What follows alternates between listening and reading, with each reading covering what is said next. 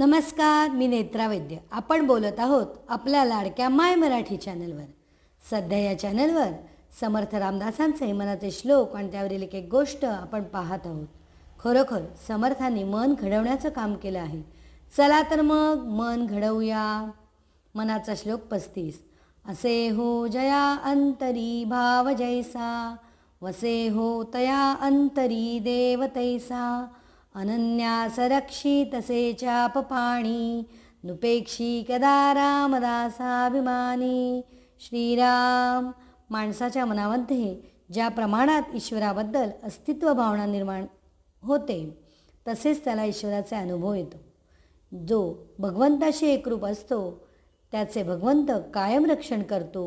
दासाभिमानी भगवंत आपल्या दासाची कधीही उपेक्षा करत नाही असं समर्थ रामदास या श्लोकात सांगतात. बागवान किंवा माळी आपल्या देवासाठी फुलांची आरास करतो तर वाहनांचे दुकान असलेला वाहनांची पूजा करतो.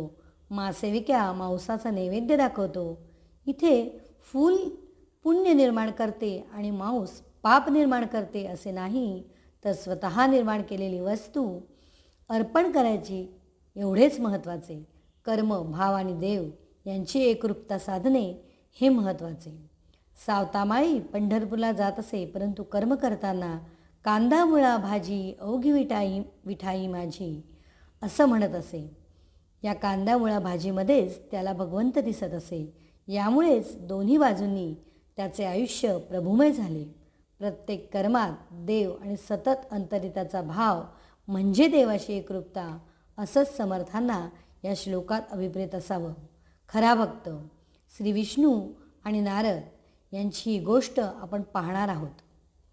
नारद मुनी सतत नारायणाचा जप करत असत. नारायण नारायण असा जयघोष ते सतत करत असत. एकदा त्यांना त्यांच्या भक्तीचा थोडा गर्व झाला आणि ते नारायणाकडे आले.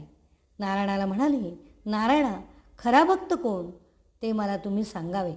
मला असं वाटतं आपल्या पृथ्वीतलावर तुमचा खरा भक्त नसावा. त्यावेळेला श्री विष्णूंनी नारायणाने त्याला एका शेतकऱ्याकडे पाठवलं. त्या शेतकऱ्याकडे आल्यानंतर नारायणाने त्या शेतकऱ्याचा रोजचा क्रम बघितला.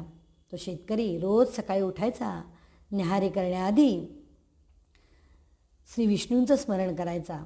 ते स्मरण झाल्यानंतर न्याहारी करायचा आणि आपल्या कामाला लागायचा. शेतीचं काम करायचा. दुपारी पुन्हा विसाव्यासाठी झाडाखाली बसायचा, भगवंताचं स्मरण करायचा आणि मगच न्याहारी करायचा. न्याहारी झाल्यानंतर पुन्हा तो आपापल्या कामाला लागायचा.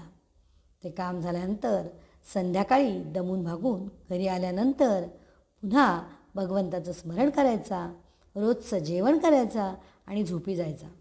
अशा पद्धतीने दिवसातून 3 ते 4 वेळा तो भगवंताचं नारायणाचं स्मरण करायचा. हे सगळं बघून नारद मुनी विष्णूंकडे आले आणि म्हणाले, भगवंता, तो शेतकरी तर 3 ते 4 वेळाच तुमचं नाव घेतो, मग तो खरा भक्त कसा? त्यावेळेला श्री विष्णूंनी त्यावर उत्तर दिले नाही. ते म्हणाले, नारद मुनी, या प्रश्नाचं उत्तर मी तुम्हाला देतो, परंतु त्याआधी तुम्हाला एक काम सांगतो, ते तेवढं करावं. विष्णूंनी एक पाण्याचं भांडं घेतलं, ते काठोकाठ भरलं आणि नारद मुनींना सांगितलं की या भांड्यातलं पाणी अजिबात न सांडता तुम्ही एक पृथ्वी प्रदक्षिणा करावी असं मला वाटतं. त्यावेळेला नारद मुनी सतत पृथ्वीवर विहार करत असल्यामुळे त्यांना ही गोष्ट सोपी वाटली आणि ते पाण्याचं भांडं घेऊन ते पृथ्वी प्रदक्षिणाला निघाले. बघता बघता नारद मुनी पृथ्वी प्रदक्षिणा करून आलेसुद्धा. विष्णूंनी विचारले, काय नारद मुनी, पाणी सांडले तर नाही ना? त्यावेळेला नारद मुनी म्हणाले, अजिबात नाही प्रभू. आणि दुसरा प्रश्न विष्णूंनी विचारला, बरं, हे काम करत असताना किती वेळा तुम्ही माझं नामस्मरण केलं? प्रश्न अवघड होता. नारद मुनी म्हणाले, प्रभू, पाणी सांडू नये या प्रयत्नात तुमचं नामस्मरण करायला मी विसरलो. काय? त्यावेळेला एकदम विष्णू म्हणाले, मग आता तो शेतकरी श्रेष्ठ का तुम्ही श्रेष्ठ? या प्रश्नाचं उत्तर नारद मुनींकडे नव्हतं. नारद मुनी काय समजायचं ते समजले आणि खरा भाव, खरा देव किंवा खरं हे कर्मात असतं आणि कर्म माणसाचं महत्त्वाचं असतं आणि कर्म करताना देवाचं स्मरण हे किती महत्त्वाचं असतं हे नारद मुनींना समजून चुकलं. या गोष्टीचं तात्पर्य असं की प्रत्येक कर्म करताना देवाची आठवण राहिली तर आपोआपच माणूस त्याच्याशी एकरूप होतो, भगवंताविषयी चांगला भाव निर्माण होतो आणि अशाच व्यक्तीच्या बरोबर देव सतत वास करतो. ही या गोष्टीचं तात्पर्य आहे. अशीच एक गोष्ट घेऊन आपण पुन्हा येणार आहोत. तोपर्यंत धन्यवाद.